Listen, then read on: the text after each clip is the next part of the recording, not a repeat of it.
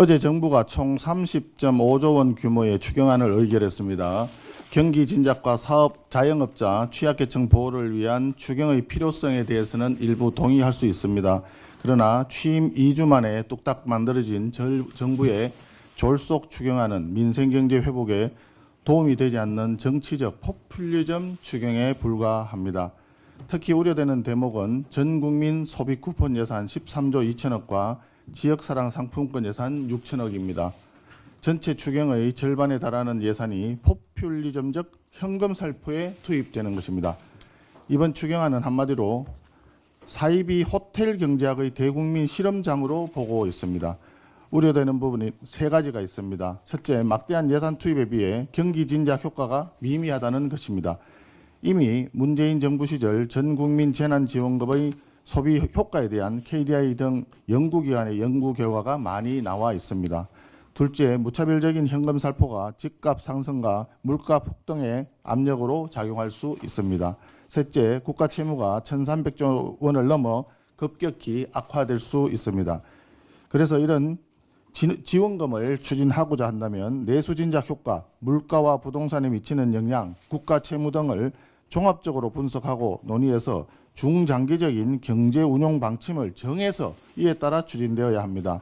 그런데 지금 아시다시피 경제부총리가 공석이고 이재명 정부에서 경제를 아는 인선, 경제정책의 조타수가 보이지 않는다는 지적이 나오고 있는 상황에서 대통령과 여당 주도로 정치적으로 졸속 추경을 편성해서는 안 되는 것입니다. 14조 원 가까운 막대한 혈세를 쓰는 일인데 발표 직전까지 보편 지원인가 선별 지원인가를 둘러싼 설왕설래가 이어졌습니다. 현금 지원을 한 번만 하겠다는 건지 앞으로 또 계속 하겠다는 건지 국민들께서는 알 수가 없습니다. 이러다 보니 대통령 당선 축하 파티 열듯이 돈을 마구 뿌리는 정치 추경으로 보이는 것이고 그 점에 있어서 우리 국민의힘에서는 동의하기가 어렵습니다. 지금은 어려운 경제 상황에 허덕이는 자영업자와 취약계층을 위해 집중적인 지원을 제공하는 경기 진작용 추경이 필요합니다. 국민의힘은 지원을 절실히 필요로 하는 곳에 집중적인 지원을 제공하는 효율적인 추경을 정부 여당에 요구합니다. 외교 관련 한마디 드리겠습니다. 그저께 제주 남방 공해상에서 한미일 3국이 전투기 공중훈련을 실시했습니다. 이재명 등 정부 출범 이후 처음 이루어진 한미일 3국 군사협력이었습니다. 이재명 정부가 출범하면 한미동맹과 한미일 협력이 훼손될 수 있다는 우려가 많이 있었는데 전임 정부의 한미일 협력을 개성하기로 한 데 대해서 높이 평가하는 바입니다. 더불어민주당도 야당 시절에 전임 정부의 한미일 협력에 대해서 토착 왜구라고 비난하고 후쿠시마 괴담 선동으로 외교를 방해하고 훼손했던 과거에 대해서 진심으로 반성하면서 국익을 위한 외교의 길에 협력해 주시기 바랍니다.